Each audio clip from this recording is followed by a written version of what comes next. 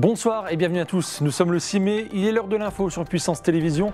Dans l'actualité de ce mardi, à l'occasion d'une conférence de presse ce jour, l'Agence régionale de santé Grand Est a dressé le bilan de l'année 2024, mais a également présenté les projets pour les années à venir.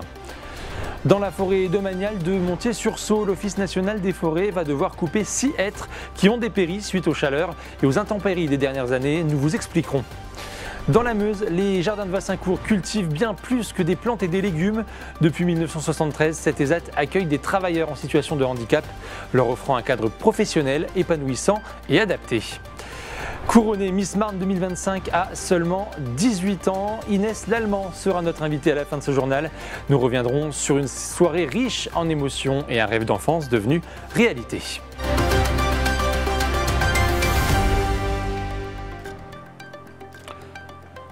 Et voici donc pour les titres. Mais dans l'actu, d'abord, le service des urgences de l'hôpital de Saint-Dizier ferme ses portes jusqu'à demain, faute de médecins disponibles. En cas d'urgence vitale, vous devez composer le 15. Le SAMU orientera les patients vers l'établissement le plus adapté. Seules les urgences vitales, pédiatriques et obstétricales seront prises en charge sur place. Une situation de crise qui pourrait durer. Vous pouvez retrouver un article complet sur notre site internet et notre application mobile. On reste dans le domaine de la santé, je vous le disais en titre, à l'occasion d'une conférence de presse ce mardi 6 mai, l'Agence régionale de santé a dressé le bilan pour l'année 2024, mais a également présenté les projets pour les années à venir. Accès aux soins, protection de l'enfance, immobilier ou encore financement, tout a été abordé. Célia Richard nous en dit plus. 13 400 000 euros. C'est la somme dépensée par l'ARS Haute-Marne dans des projets de santé pour le département 2024. À l'occasion d'une conférence de presse, l'Agence régionale de santé a pu dresser un bilan de l'année 2024, l'occasion également de faire le point sur les projets à venir. Les 4 grands axes qui ont marqué l'année ont été abordés lors de cette réunion. Le fonds d'intervention régional, qui est un des principaux leviers financiers de l'ARS Grand Est, l'accès aux soins et le désengorgement des services d'urgence avec la mise en place du SAS, l'unité d'accueil enfants en danger qui permet d'approfondir et d'aller plus loin dans la protection à l'enfance, et le projet immobilier du centre Sud Haute-Marne. Un bilan non exhaustif, mais nécessaire pour le directeur territorial de l'ARS Haute-Marne. Ces sujets représentent les sujets les plus importants qui préoccupent la population marnaise. C'est ce qu'on voit donc, au quotidien, des questions qui nous sont posées, des revues de presse, des sujets qui apparaissent. Le but, c'est de dire aux Marnais que l'ARS et la DT52, ce n'est pas une ARS éloignée sur un piédestal, c'est une ARS qui s'occupe du quotidien, qui reste à proximité, qui va vraiment jusqu'à l'aboutissement de projets qui sont pris en charge et qui ont été choisis pour être accompagnés. Ce n'est pas une ARS distante, c'est une ARS qui reste à côté des citoyens, à côté des patients et qui répond à un besoin réel de territoire. En bref, dans l'actualité, la Meuse vient d'être placée en vigilance sécheresse. C'est une décision de la préfecture prise après le comité ressources en eau du 2 mai. Un communiqué explique que, je cite, les précipitations ont fortement diminué depuis septembre et mars 2025 a été le deuxième mois de mars le plus sec depuis 1959. Fin de citation. Les nappes phréatiques ne sont pas rechargées correctement et les prévisions annoncent des températures plus chaude que la normale. Pas encore de restrictions, mais un appel à la responsabilité. L'eau est une ressource rare, alors économisons-la, conclut la préfecture. Je vous le disais en titre, dans la forêt domaniale de Montier-sur-Saulx, l'Office national des forêts va devoir couper 6 hêtres qui ont dépéri suite aux chaleurs et aux intempéries des dernières années. Même si ces arbres pourraient rester en vie, des branches tombent des arbres. De plus, c'est un chantier de randonnée emprunté par différents pèlerins, car une croix de Jésus est placée sur l'un des arbres depuis 1999. Les hêtres dans la Meuse sont en difficulté. Léo Martin nous explique. 6 hêtres marqués de croix rouge, ces arbres seront bientôt coupés. Sur ce chemin de randonnée, chaque année, des centaines de pèlerins arpentent ces sentiers pour venir se recueillir devant cette croix. Depuis 1999, elle est plantée dans cet hêtre, mais d'ici quelques semaines, il sera abattu. Ces arbres dépérissants sont visibles par leur cime. Ici, les feuilles ainsi que les branches sont tombées. Elles jonchent le sol, ce qui peut être un risque. Suite aux dernières sécheresses, du moins des dernières années, le hêtre a du mal sur nos secteurs, sur les plateaux calcaires. Donc ces hêtres-là sont en difficulté. Ils perdent plusieurs grosses branches, des grosses charpentières, on a des branches beaucoup sur le sol et donc on ne peut pas se permettre de laisser ces hêtres dépérissants au bord d'un secteur de randonnée, ce qui est trop dangereux dû aux chutes de branches. Ces hêtres d'environ 85 cm de diamètre sont les derniers dans ce secteur. Les bois sont trop secs et s'effritent. Ouais, style d'éponge un peu. Voilà, un style d'éponge, le bois est plus... En 1999, une tempête avait ravagé toute la forêt de Montier-sur-Saulx. Seuls ces 6 arbres étaient encore debout. Dans le sud meusien, la population de hêtres est en déclin. On a une situation qui est relativement difficile dans les secteurs de grande recours, avec des plateaux calcaires superficiels sur lesquels on a 15-20 cm de sol, ce qui implique une réserve en eau très faible pour les arbres, et donc des dépérissements plus importants que dans les secteurs où le sol est plus profond. Faut savoir que le hêtre, c'est une essence qui nécessite une pluviométrie d'environ 750-800 mm d'eau sur une année bien répartie. Et c'est surtout la répartition de la pluviométrie qui nous pose problème dans notre secteur. Pour contrer ce dépérissement, des plantations expérimentales sont mises en place par l'Office national des forêts pour préserver les peuplements et anticiper le réchauffement climatique. Et regardez à présent notre image du jour, elle va apparaître, elle nous emmène à Vitry-le-François où avec l'arrivée des beaux jours, la ville se part de décorations pour le moins colorées.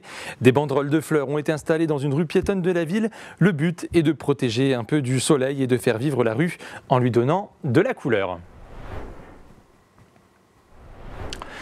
Direction la Meuse à présent, où les jardins de Wassincourt cultivent bien plus que des plantes et des légumes. Depuis 1973, cet ESAT comprenait établissements et services d'aide par le travail, accueille des travailleurs en situation de handicap, leur offrant un cadre professionnel épanouissant et adapté. Regardez ce reportage, ce publi-reportage, il est signé Julien De Bruyne. Au jardin de Wassincourt, ce sont des graines de solidarité qui germent sous les serres. Au milieu de ces allées, près de 70 travailleurs en situation de handicap s'activent chaque jour. Plantation, arrosage, entretien, chaque geste compte pour produire des fleurs, des plants de légumes ou aménager les espaces verts afin d'offrir un service de qualité aux clients. Un lieu où le travail est aussi un levier d'insertion et de valorisation des compétences. Je fais les fleurs, les jardinières, les coupes, les suspensions, les boutures de géranium, de chrysanthème. C'est une passion. Parce que moi j'aime bien faire les fleurs, j'aime bien faire les jardinières. Ça fait 40 ans, ouais. Moi j'aime bien. C'est mon boulot que j'aime bien. Tout le monde est gentil, mais monitrice aussi. À leur côté, des moniteurs encadrent les équipes. Leur rôle, les guider, transmettre les gestes techniques et assurer la sécurité. Une présence indispensable pour les accompagner au mieux dans leur parcours, mais aussi les aider à gagner en autonomie. Ils sont super. Ils sont super. C'est eux qui m'ont accueilli, ils m'ont tout expliqué. Il y a une très bonne ambiance, on rigole bien, les moniteurs sont sympas, ça va quoi. Je suis fière de travailler avec Aurore. Je suis contente de travailler avec elle, avoir une monitrice très gentille. On a des trucs que je ne savais pas faire, elle m'a montré. Les jardins de Wassincourt existent depuis 1973. Ils accueillent le public tous les samedis et dimanches du mois de mai, de 9h à 17h. Elle incarne l'élégance, la jeunesse et l'audace. À seulement 18 ans, elle a conquis le jury et le public dimanche dernier à Vitry-le-François. Étudiante en droit à Reims, elle vient d'être sacrée Miss Marne. Bonsoir Inès Lallemand. Bonsoir. Bonsoir Aurélie Krantz. Bonsoir. Vous êtes membre du comité Miss Marne. Inès, pour commencer cette interview, première question, elle est pour vous. Quelques jours après donc votre élection, comment vous sentez-vous ? Alors merci pour cette question premièrement et je pense qu'on ne peut que se sentir bien honnêtement. On a réussi à conquérir le cœur de nombreuses personnes et on a réussi à atteindre son objectif qui est de décrocher cette couronne tant convoitée. Donc oui, je pense qu'on peut que être fier. Sur les images que l'on peut voir à l'antenne, on vous voit très ému sur scène. Quelles ont été vos premières pensées quand on a prononcé votre nom et quand on vous a annoncé que vous étiez Miss Marne ? Honnêtement, on ne réalise pas vraiment. Sur le coup, oui, on se dit mais c'est moi la numéro 5 ? Mais oui, effectivement. Mais oui, on ne réalise pas. Et au fur et à mesure, une fois qu'on commence à prendre les photos, qu'on revient en loge et qu'on assiste au débrief pour l'élection Champagne-Ardenne, on se dit ok, c'est moi. Aurélie, vous allez peut-être pouvoir nous dire qu'est-ce qui a fait la différence lors de cette grande soirée ? Ça a été très compliqué parce que Inès a ramené beaucoup de monde. Sa première dauphine également, il y a eu beaucoup de bruit dans cette salle. Après, bah voilà, c'est un concours. Inès a su sortir son épingle du jeu divinement bien. Alors après, voilà, il y a le jury qui est là également. Alors des fois, elle a eu ce petit truc en plus qui fait que peut-être son naturel, et puis c'est une showgirl clairement, donc ça a été très serré, mais voilà, notre Miss Marne est là et on lui souhaite d'aller le plus loin possible, comme aussi toutes les candidates, et on verra ça prochainement.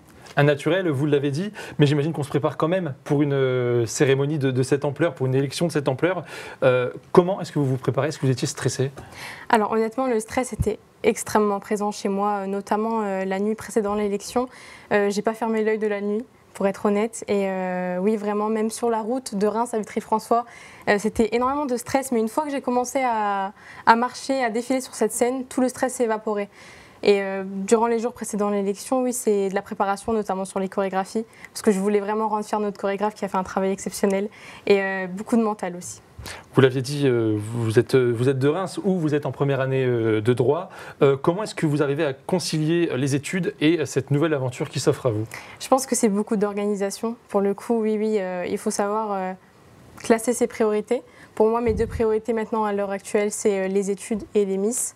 Donc oui, beaucoup d'organisation et un travail acharné tout au long des semaines pour accorder du temps aux Miss les week-ends. On l'a compris, pour vous, c'était comme un rêve d'enfance, au final, de participer à une élection. Qu'est-ce qui vous fascinait dans le concours de Miss France quand vous étiez encore toute petite? Je pense que comme énormément de jeunes filles, quand même, c'est les paillettes, les longs cheveux, les robes de soirée, vraiment tout ça, ce show. Parce que quand même, chaque décembre, nous avons sur TF1 un show exceptionnel. Et ça fait rêver toutes les jeunes femmes. Et donc, quand j'ai vu que je faisais 1m72, je me suis dit, mais allons réaliser ce rêve d'enfant. Alors maintenant, vous êtes Miss Marne, vous allez participer donc à l'élection de Miss Champagne-Ardenne, ce sera le 12 octobre prochain. Comment est-ce que vous vous y préparez? Alors là, je pense que je vais quand même axer sur la préparation physique parce que je l'avais un peu laissé de côté pour Miss Marne et toujours continuer ce mental et essayer de prendre confiance en moi aussi. Et Aurélie, justement, comment on aide une candidate à se préparer à ce concours régional, donc je le disais, qui aura lieu le 12 octobre prochain, voire même, pourquoi pas, à Miss France par la suite? Eh bien, écoutez, déjà pour toutes les candidates qui ont été élues lors de la départementale, donc chaque correspondant en fait, va gérer en fonction aussi des émotions des filles. Charlotte, qui est la correspondante Marne, connaît par cœur son podium, donc en fait elle va faire en fonction aussi des failles des unes et des autres, et elle va y arriver divinement bien. Après on axe énormément sur la confiance qu'il faut qu'elles aient également en elles. Ça peut être du catwalk, alors selon les candidates il y a plus ou moins de travail. Je prends le cas de Inès, comme je vous l'ai dit, où Amy, sa première dauphine, ça reste des showgirls, la scène elles aiment ça, donc c'est plus facile pour elles, mais il y a d'autres candidates, voilà. Effectivement la prestance sur scène est hyper importante, donc voilà, c'est un tout en fait, c'est un tout. Également l'éloquence, et après l'éloquence, elles ont aussi la chance d'avoir notre Miss Champagne-Ardenne actuelle qui peut leur donner énormément de conseils. Et donc comment vous appréhendez, Inès, la suite pour les jours à venir, les mois à venir jusqu'à cette élection? Alors honnêtement, je compte profiter au maximum de tout ce qui m'attend, de tous les shootings, les événements, de rencontrer tous les Marnais. Et l'élection Champagne-Ardenne, je l'aborde avec énormément de sérénité, puisque je pense que ça ne sert à rien de se mettre une pression inutile. Je sais que quoi qu'il arrive, je serai fière de moi, parce que déjà où j'en suis aujourd'hui, c'est déjà énorme, je ne m'y attendais pas du tout. Donc voilà, de la sérénité, et puis on verra bien ce qui se passera. Est-ce que ça sera le même stress que pour la première élection? C'est pas le même enjeu, c'est pas le même enjeu. Là, on parle quand même de Miss France, de TF1, du voyage, de la préparation intensive pendant un mois. Donc, c'est pas le même stress. Là, c'est vraiment, on touche notre rêve du bout du doigt. Donc, on va se donner tous les moyens et on verra bien. Quelles sont un peu, du coup, vos techniques pour appréhender le stress, justement? Je souffle un bon coup, je souffle un bon coup et je me dis, mais quoi qu'il arrive, les personnes qui viennent te voir, parce que c'est ça que j'appréhendais énormément, c'est de décevoir mes proches, mes amis, etc. Donc je me dis, quoi qu'il arrive, ils seront fiers de toi, tu l'as fait, tu as dansé, tu as défilé, tu as parlé devant plus de 600 personnes, donc j'y vais, je relativise énormément. Relativiser, ce sera le mot de la fin. Merci beaucoup Inès Lallemand, Miss Marne 2025. Encore félicitations pour votre élection. Merci Aurélie d'être venue sur notre plateau ce soir. Je vous en prie. C'est la fin de ce journal. Merci à vous de l'avoir suivi. Dans un instant, les prévisions météo de demain. Restez avec nous. L'info continue sur Puissance Télévision. Belle soirée.